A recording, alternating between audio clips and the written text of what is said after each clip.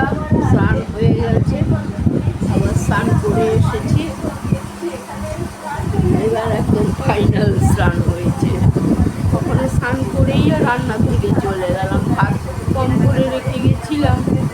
আগুনটা স্নান করতে আজকে তো ঘরে কোনো ছিল না কেউ, শান্তিভাবে কাজকর্ম করেছি, রান্নাবান্না করেছি। বাপ্পা আসলো 3টের সময়, ভাত খেলো স্নান করে, ও খেলো, আমিও খেয়ে নিলাম। খেয়ে নিয়ে যা বাসন টাসন বেরোলো মেজে নিলাম, পরেও মাজলাম, আগেও আবার এখনও মাজলাম। এখন ছোটকা খেলো, আমি খেলাম, বাপ্পা খেলো। প্রেশার কুকারটা যে ভাত গরম করেছিলাম সেটা মাজলাম, জলে করে রাখলাম। আবার 1 কাপ চাল ধুয়েও রেখে দিলাম রাত্রিরের জন্য। যা ভাত আছে দিয়ে প্রেশার কুকারে করে দেবো।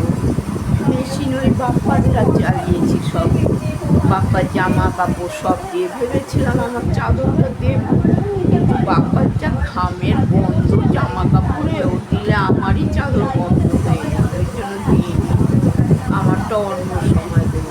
ছোটকাদের ঘরের সাথে দিলে না অত গন্ধ হয় না, ওদের তো সব গায়েতে সব সেন্ট ফেন্ট মাখে, তো জামা কাপড়ে গন্ধ থাকে, সেন্টে ভালো গন্ধ থাকে। ছোটকার বলো, গুড়িয়ার বলো, এমনকি ছোটো বাচ্চাদের গন্ধ থাকে।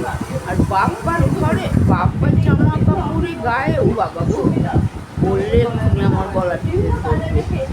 এক্ষুনি সেন্ট রয়েছে তো দেয় না, অভ্যাস নেই তো, না ওর আছে না আমার আছে। ছোটটা তাও পাল্লায় ধরে দেয়। তাহলে আমাদের কারো সেন্ট, কিন্তু আমাদের ইয়ে দেখো, স্নান করলাম 2বার, 12টার জলে স্নান করলাম সাবান দিয়ে, আবার এখনও স্নান করলাম, গন্ধ নেই, গন্ধ পাবে না বাবা, ওষুধের গন্ধ।